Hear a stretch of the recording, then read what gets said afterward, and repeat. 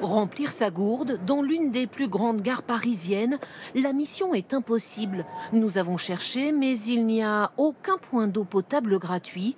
Pourtant, la loi l'impose depuis janvier 2022.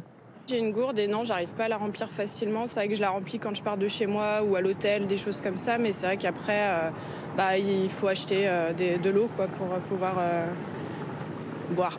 Les toilettes souvent sont payantes, donc je vais certainement pas payer pour accéder à de l'eau ou sinon je vais dans un bar demander de l'eau, mais voilà, effectivement pas dans les gares. Des fontaines à eau devraient être à disposition dans les gares, les aéroports, les centres commerciaux, dans tous les établissements recevant du public, plus de 300 personnes par jour. Mais très peu s'y sont conformés. Une pétition a été lancée par plusieurs ONG.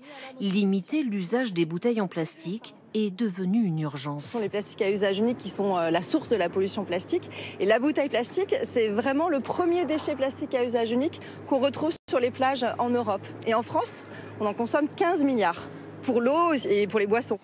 L'objectif de la loi anti-gaspillage est de réduire de 50% notre consommation de bouteilles plastiques d'ici 2030. 30 000 points d'eau auraient dû être ouverts partout en France. Seules quelques fontaines sont installées et d'autres, pour des raisons d'hygiène, sont encore en test. Aujourd'hui, 90% des espèces marines sont impactées par la pollution plastique.